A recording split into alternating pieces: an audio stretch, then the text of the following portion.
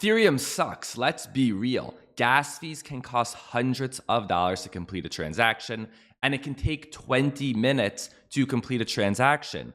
Why would people use Ethereum when there are cheaper and faster options?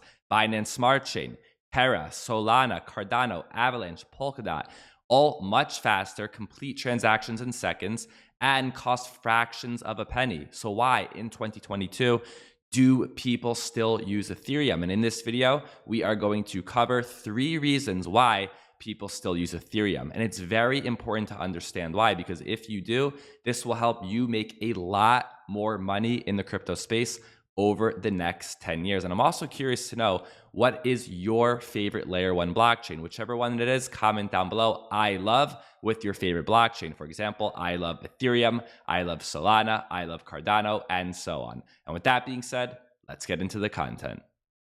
Welcome aboard the Bitcoin Express. My name is Chase. Let's get to it. The first reason that people still use Ethereum in 2022 is a simple reason. This is where the money is locked in. Of course, Ethereum has that first mover's advantage.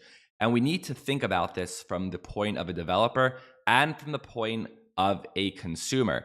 So all of these people that are working a year, 2 years, even 3 years to develop these projects, when they release it, they want to release it where the people are and where the money is. And right now that is on Ethereum. So if you have developers working night and day very hard to create a project, they are not going to release it right now at the moment on a blockchain that is not Ethereum for the most part, because all of their work will go to waste. They are going to release it where the people are and where the money is, and that is on Ethereum. And then we think about it from the consumer side.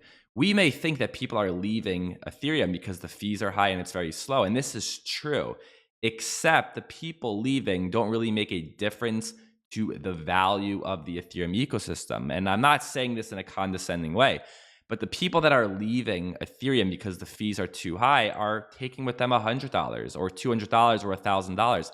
It doesn't really do anything to the ecosystem. The big money, the whales, have no problem paying fees $50, $100, $200. Also, the killer app that really attracts people to these ecosystems is earning interest. And most of the activity happens on Ethereum. This also has to do with what we just mentioned earlier.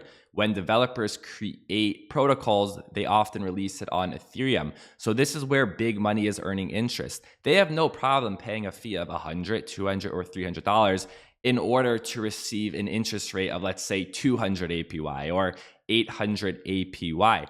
So there's a lot of activity still on Ethereum despite it being so expensive. And there are a lot of ways that people can make money on this ecosystem. Also, when we talk about NFTs, this is also where all the activity is happening. Because when someone buys an NFT for $30,000, $100,000, they really have no problem paying a fee of $100 or even $150 or $200. So at the moment, you might think people are leaving, which is true, people are leaving, but the big money is not leaving Ethereum. And in terms of earning these high interest rates, it is very expensive because you need to pay these high fees, but you can also earn good interest rates on centralized platforms where you do not have to pay all of these high fees. For example, something like Celsius or Voyager. Voyager is what I personally use myself. And with Voyager, you can earn 9% interest on USDC stablecoin, and you can earn 4 to 5% interest on Ethereum and Bitcoin as well without any of these high DeFi fees. So if you want to get started with Voyager and earn interest, go ahead and sign up with the link down below. With that link, you will get a $25 Bitcoin bonus. So coming back to why people still use Ethereum. Number one, this is where the developers make apps, and this is where the whales are. And this brings us to number 2. And that is that we would think that there are other options that are faster and cheaper, except it's partially true.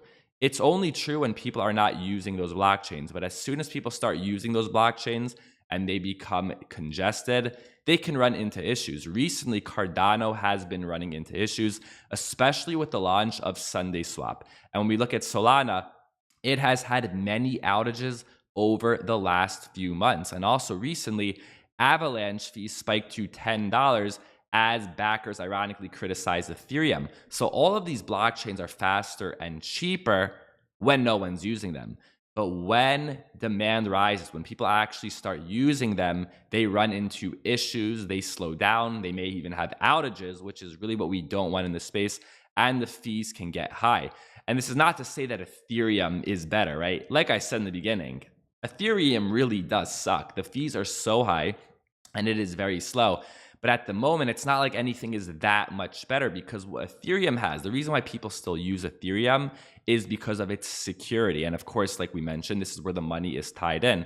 So for people to actually jump, or these whales to jump to these new ecosystems, it needs to work and it needs to be secure, because even though Ethereum has high fees and it can be slow, in the end of the day, the transactions will complete and it actually works. So at the moment, nothing really works, even Ethereum. And the way these will work over the next 10 years will depend on who is fixing the problem. And that brings us to number 3, and that is developer activity. Developers are the one that will make a project a success. As we mentioned in the beginning, they're the ones that create the dApps in the first place, that even attract the users and attract the money.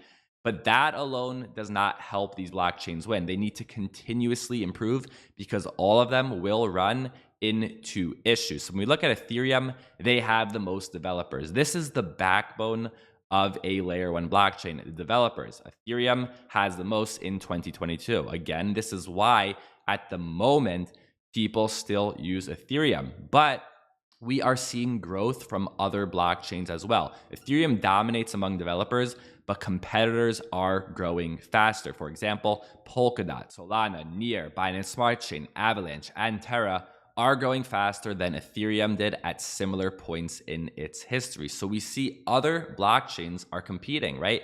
Right now in 2022, people are using Ethereum, but maybe next year, maybe in 5 years, it can look totally different. And when we look at these blockchains that are growing with developer activity, we see Terra. Right now, Terra has a killer app, a simple app, and that is simply earning 19% interest on UST, a stablecoin. And if you want to learn how to earn 19% on UST, I made a tutorial. Go ahead and check it out, link above and in the description down below. And also make sure to comment down below your favorite layer 1 blockchain and the reasons why. Thank you for listening, and I'll see you next time.